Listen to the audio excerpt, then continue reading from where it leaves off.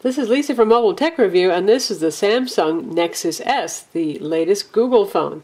This is the first phone to run Android OS 2.3 Gingerbread, and that's probably the biggest selling point for the phone. So since the Nexus S is essentially a Galaxy S family phone in terms of hardware, we're going to show you the Vibrant to compare it with that's on T-Mobile. The Nexus S does have T-Mobile's 3G bands, so they are certainly competitors on the same carrier, though the Nexus S is sold only by Best Buy stores and not by T-Mobile stores. Anyway, here you have them side by side, and you can see the Vibrant looks slightly old-fashioned maybe next to it because it's more squared on the corners and it has a smoky chrome surround on it, but they're about the same size. They both have 4-inch Super AMOLED displays. In terms of thickness, the Nexus S is just a little bit thicker, and that's actually a good thing because the Vibrant's very hard to hold on to, being very slippery and very skinny, and I find that it's much easier to keep hands on the Nexus S without dropping it. And in terms of backs, you can see they both have those shiny, plasticky gloss backs that Samsung loves so well. Unfortunately for buyers here in America, we tend to think of plastic as cheap. That said, the phone is by no means a cheap phone, nor does it feel cheap. It sells for $199 with a contract through Best Buy or BestBuy.com, and it sells for $529 if you buy it retail, and it's unlocked regardless of whether you buy it with or without a contract. So that means you can use this on AT&T and across the world. Since it has 2100 MHz 3G, it will work abroad. Other differences from the other Galaxy S family phones, like the Vibrant or the Captivate on AT&T, are that you have a front-facing camera here for video conference calling. We did test that with Tango. And oddly, at first, Tango did use the front camera rather than the rear one, and then it changed its mind. It would only use the rear camera no matter what. We're going to try this with Quick as well. You can download the T-Mobile version that's for the MyTouch 3G and the Galaxy Tab and give that a test as well. Beyond that, finally, the USB port. The micro USB port is down at the bottom. It's not up top where it's nearly impossible to charge the phone while you're making a phone call. On the side, you've got the power button here, just like on the Galaxy S phones, and the volume buttons across on the other side, which means that every time you grab to squeeze either the volume or the power, you're probably going to hit both keys at the same time. Kind of annoying. Oh well. Google has made much of the contour display. It's a Super AMOLED display, but as you can see, there's a little bit of a curve here. It's very subtle. It does feel a little nice against the side of your face. I wouldn't say it's like, oh my god, to die for a feature, but it's nice. 1500 milliamp battery, not the same one used in the Vibrant, sorry, but same capacity. SIM card slot, obviously. And that is it. Interesting little cutout here. Nothing going on there.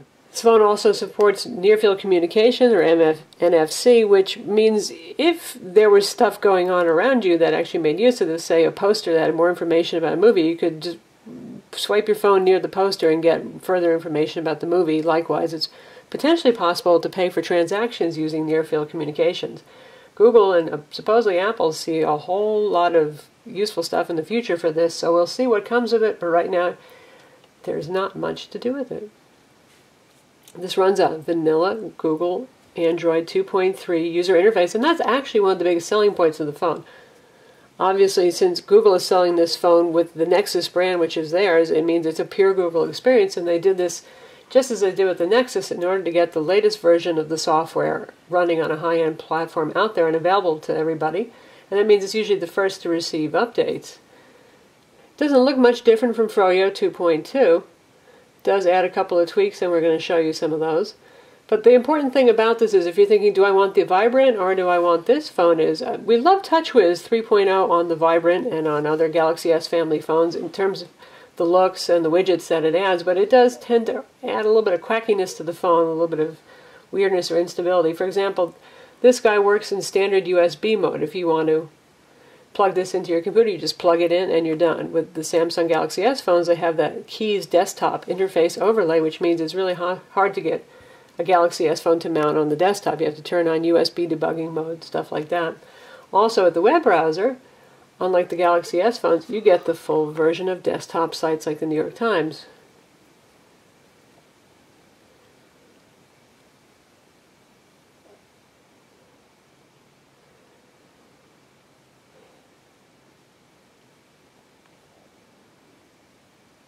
So here we are in the New York Times. They have a giant Movado ad running right now, but you can see this is the desktop style interface. Of course, there's pinch zooming here. And we have support for embedded video right on the home page. Now this, you can download Flash Player 10.1 for native Flash Player on this, or you can do the mobile video, both of which look quite good. I have to say, I still slightly prefer the mobile video in high quality setting because there's better frame rates and is a little bit more responsive. Well, let's take a look at this and just hit the play button. And this is an HTML5 video, so this is going to play through the YouTube player. Today on Timescast. I want to be clear. This continues to be a very difficult endeavor. The White House releases its year-end assessment of the war in Quality is Afghanistan. obviously very good. It's filling at the large 800 by 480 pixel to 4-inch display here.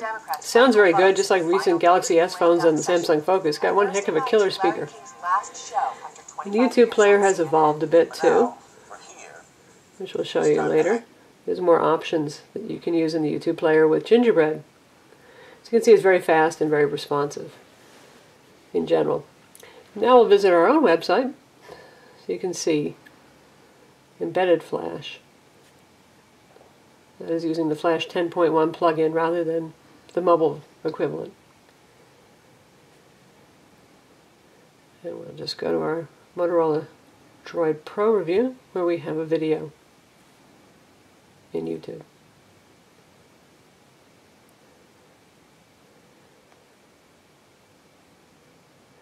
And you can set Flash to load just on demand, which means if there's a whole bunch of Flash ads on a website, they're going to slow down the browser. You don't have to put up with it. You can just have those things load that you want to.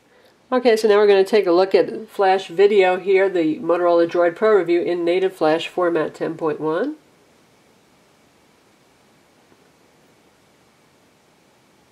And we'll try to do the old full screen thing with it. There we go. This is Lisa from Mobile Tech Review, and this is the Motorola Droid Pro on Verizon. So this video is not optimized for mobile, no kidding.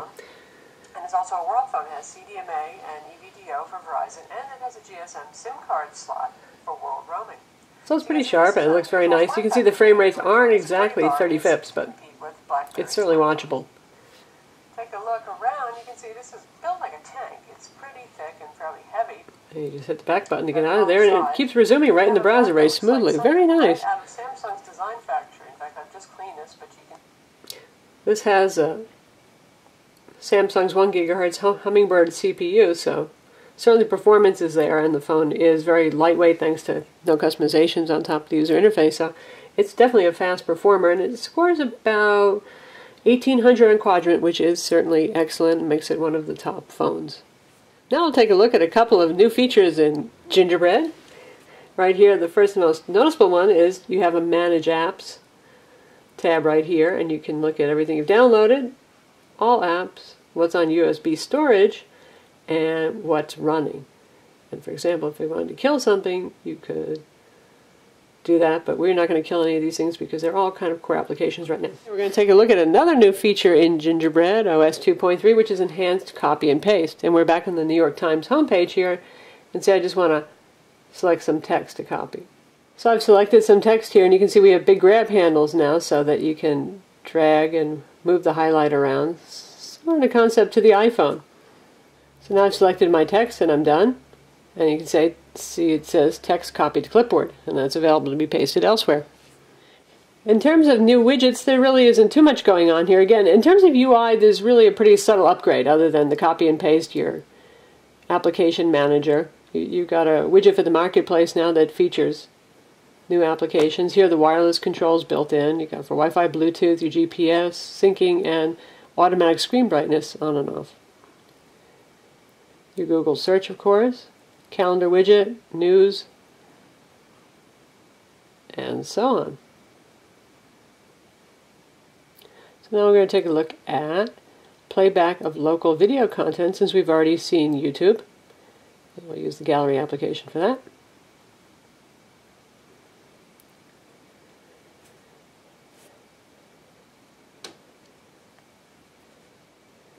And we'll pick some Faulty Towers.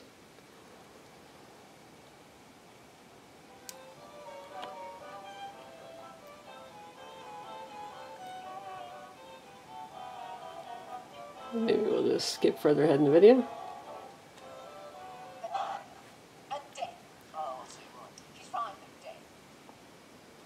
It's looking good. This is a 4:3 aspect ratio video, so that's where you're getting letterboxed on the side. It's a pretty good quality video. It's not a super taxing video, so we're going to take a look at something a bit more taxing that's recorded at a very high bit rate in this movie trailer. Again, we're going to scrub forward a bit on this.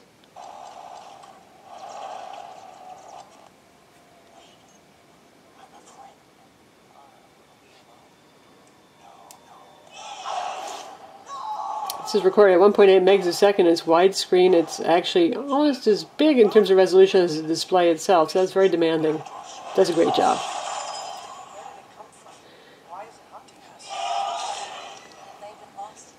So that is local video playback. Music player, pretty much what you see on your standard Google phone. No enhancements from Samsung there, for better or worse. Probably for worse. But we'll take a look at music. Very basic interface.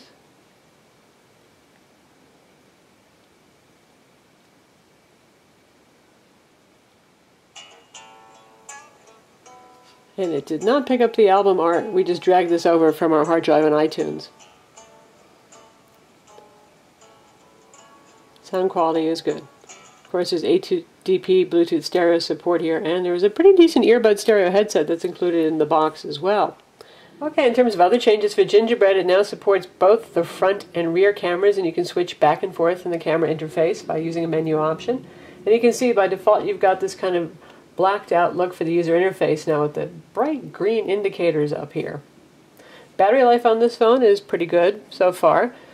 Really helps that we don't have a lot of extra custom software running on top of it, and they've really got the optimization down for that Hummingbird CPU. Reception is about the same as the Vibrant, which is to say pretty decent, not amazing and not terrible, middle of the road to a little bit better than middle of the road on T-Mobile's 3G service. Voice quality, really nice. Reminds me of the Samsung Focus Windows 7 phone on AT&T, where they've got that new DSP and that new audio system. Really good sounding.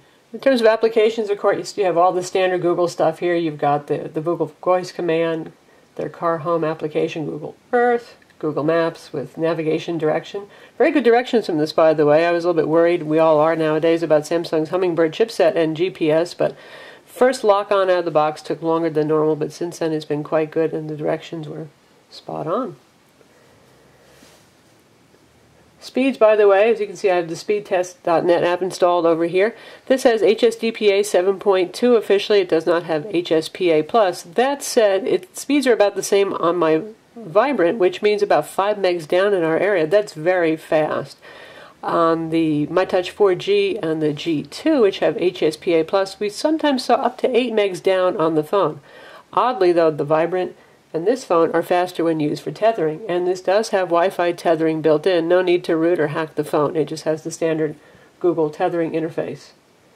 We'll take a look at a game real quick before we close in this Reckless Racing.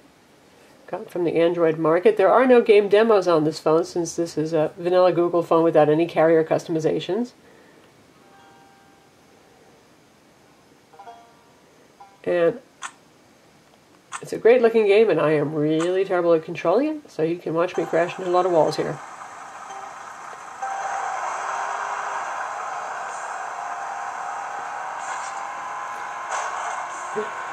But the game certainly looks very good and runs well.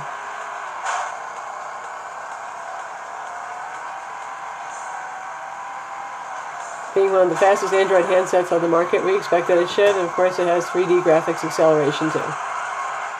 So that's Google's Samsung Nexus S phone. Again, it's available from Best Buy only at this point. You can get it with or without a T-Mobile contract. In all cases, it is on launch, which means you can use any carrier SIM in it. 3G is for T-Mobile in America, and it will work on overseas carriers 3G as well. And this is probably the best way to get OS updates directly from Google, since it's a pure Google phone and Google is pushing it and branding it. So this definitely will be the only Gingerbread on the phone on the market for a couple of months. Other new things in Gingerbread are largely under the hood. There's a lot more 3D game APIs, for example, some things that will make for somewhat better speed and graphics performance and things like that. In terms of hardware, there's nothing revolutionary here compared to the Vibrant on T-Mobile, but it's the little things that we appreciate. The vanilla Google experience reduces the problems that you have with some third-party apps not working quite right. You get the full desktop browsing experience on the phone. It's just very clean, very fast, trouble-free. And of course, those who like to hack on ROMs, you could probably have a field day with this guy. I'm Lisa from Mobile Tech Review. Visit our website to read the full review.